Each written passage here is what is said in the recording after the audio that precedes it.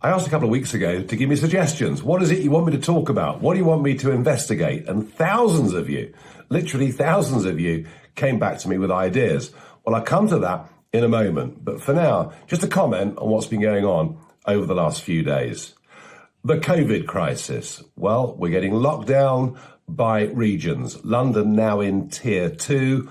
Don't know about you, but people look pretty miserable. Streets are empty. And we're going to see, particularly with the end of furlough coming soon, a lot of people in the private sector out of work. And I emphasise the private sector because I think in these opinion polls that are telling us still lots of people support lockdown, my guess is a lot of them work for government, because if you're in the public sector, you won't lose your job, you're at home, your pension rights aren't being affected. It is the private sector that are bearing the burden of this, and in particular, the hospitality sector. And none of it seems to make any sense. Do you know, last Tuesday, I was in a pub in London. The rule of 6, of course, applied. Somebody came in, sat at another table opposite. I went to say hello. A COVID marshal was upon me before you can say Jack Robinson, saying you can't stand there and talk to that table. I said, look, I was just saying hello. I was then told I mustn't raise my voice. I left the premises pretty quickly. And what about the 10 o'clock rule? Well, 2 weeks ago, I was at a dinner in London. They were doing it all in one sitting, not two, because of a 10 p.m. end. And at 5 to 10, in this packed area, there was like a scrum for the door and then people meeting on the street. So in terms of social distancing, I think the 10 p.m. rule doesn't work. Even Jonathan Van Tam now, one of the government's chief advisors, says that the rule doesn't work. And yet you get the feeling there are a lot more lockdowns to come, a lot more tier 3s, I suspect, to come. Now, yep, I get it. The infection rate is rising. I get it. There are more people being admitted to hospital. But the death rate is still relatively small. I mean, Wales is going into full lockdown. 3 people died, I was going to say of COVID-19, but should I perhaps say with COVID-19 yesterday. I'm not downplaying the fact that there are many that get this virus who are pretty ill through it, and it's very, very unpleasant. But when you actually look at the average age of those that have died, it is coming out at 82 years old. And all the stats from this year show us is that the spike in deaths earlier this year, above the weekly norms, was directly as a result of the care homes fiasco.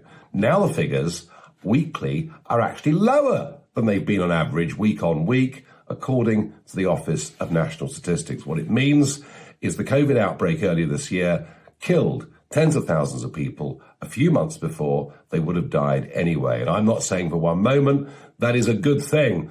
But the way we measure this now is, I mean, for example, if you get COVID, you're diagnosed, a fortnight later, you're better. But if within the next 4 weeks of diagnosis, you were to be unfortunately killed in, say, a motorbike accident, that would go down as a COVID death.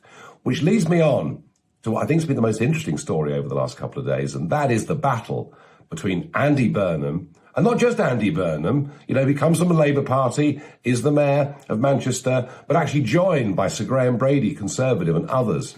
Now, when Burnham was pushing the government and saying, look, if you're going to lock us down, we need more money. Well, I wasn't surprised by that, because in a way, I guess if you're the mayor, that is your job to do your best for your people. But what he said yesterday, I thought was really interesting, because what he said yesterday was that he actually thought the figures were being exaggerated. And I think many of us now get that feeling. I sense with lockdowns, I sense with the endlessness of this, I sense with the hokey cokey that we put one leg in, we ease, we restrict again. I sense that we're on the verge of public opinion turning quite sharply on this.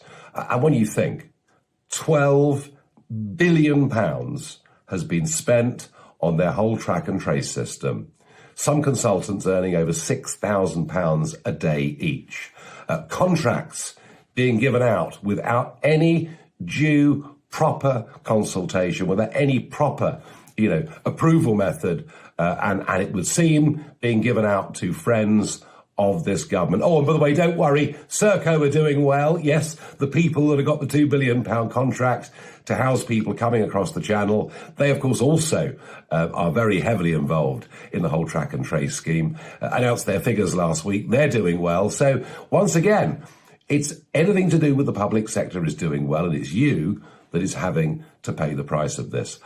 I sense that on this there is now a feeling that the government are incompetent, they don't meet any of their promises, and I expect the public mood to harden.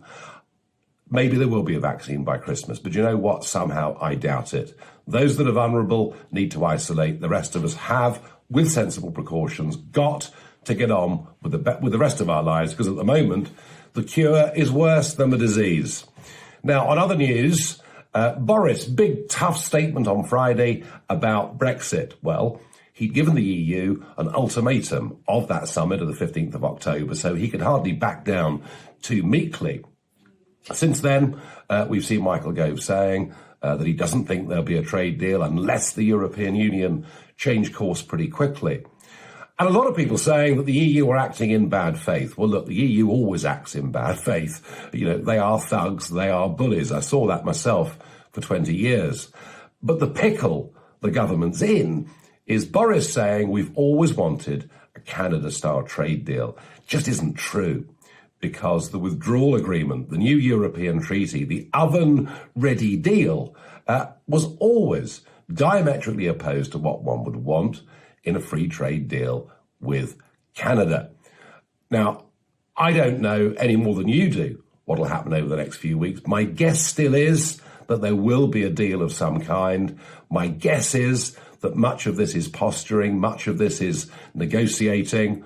The belief is that Macron will give something on fishing. Well, after 40 years of them having far too much out of our waters, it's about time that happened. My guess is that we'll give a bit on state aid, and we'll finish up with the former words where both sides can claim victory. It won't actually be a proper clean break Brexit. That's where I think we're going. I hope I'm wrong.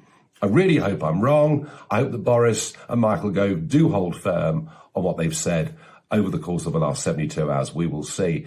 But noticeable, very noticeable, that the Brexit Party, which has been there really as an insurance policy more than anything else over the course of this year, to make sure they actually do the job and do it properly, interestingly, was up at 5% in the opinion polls yesterday, despite being particularly active, only one pip behind the Liberal Democrats. And already 8% of those who voted Boris Johnson last December say they would vote Brexit Party tomorrow.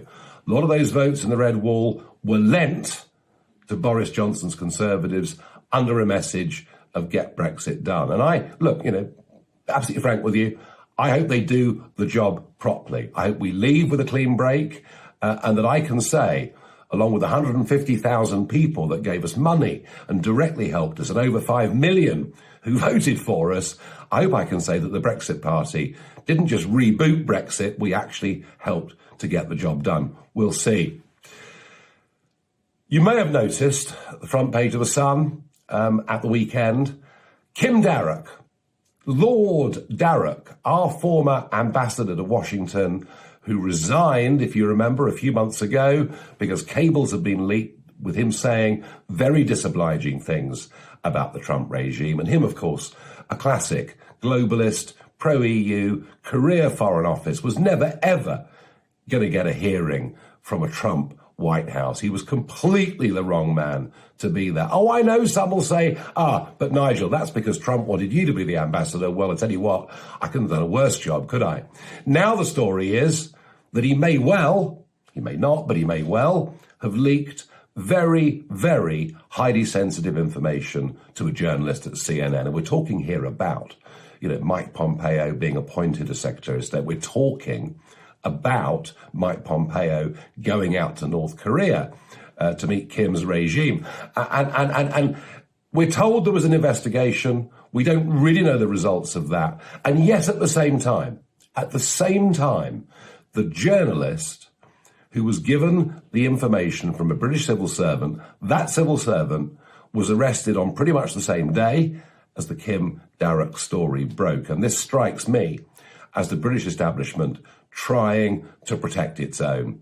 And if, we had an ambassador in Washington who was working directly against the special relationship, leaking sensitive material when it comes to, peace on the world stage, I would have thought, Boris, we ought to have our own investigation into Lord Darroch.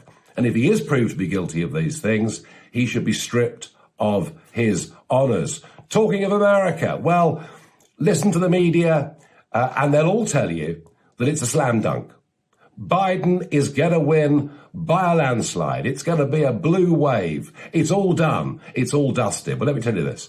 Study the polling state by state, particularly in the key states, and you'll see that Biden's lead over Trump in those states is almost identical to that Hillary Clinton had 4 years ago. This is far from over. But what is genuinely shocking is when emails break that show the extent to which his son, Hunter Biden, and remember, this is a guy that's had huge personal problems. And, I'm sure in every family, or, we all know someone who suffered with the terrible modern scourge of drugs. But this is a guy who, with no experience, was paid $50,000 a month by a Ukrainian oil company. What those emails show is that he was trying to get his dad, the vice president, to meet with these people, trying to get his dad to appoint pressure to remove a prosecutor in the Ukraine.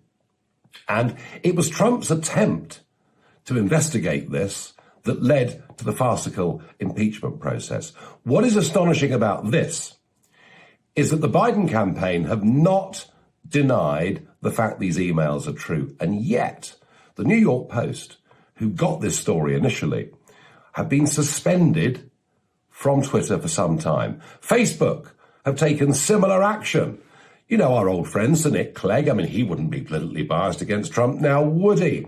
And others working in that Facebook team, one of whom actually worked for Joe Biden when he was in charge of Ukrainian policy. And the attempt by mainstream media, and I think here by some of the social media giants, to dampen down a story that could be very damaging to Joe Biden, frankly, I think it's very, very worrying. It's not over. There's 2 weeks to go. And a lot of people over many decades have lost a great deal of money betting against Donald Trump.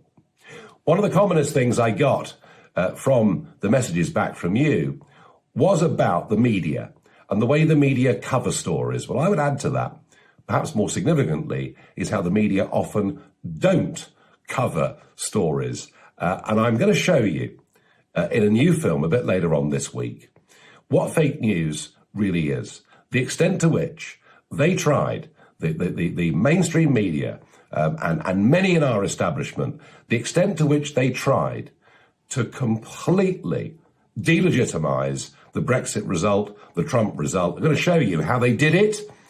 And when it turned out that it wasn't Russia, when it turned out that Cambridge Analytica didn't somehow hijack the British people in a referendum result, that when all of those charges were dropped, when everything was cleared after investigation, they barely covered it at all. That's coming next. Keep well.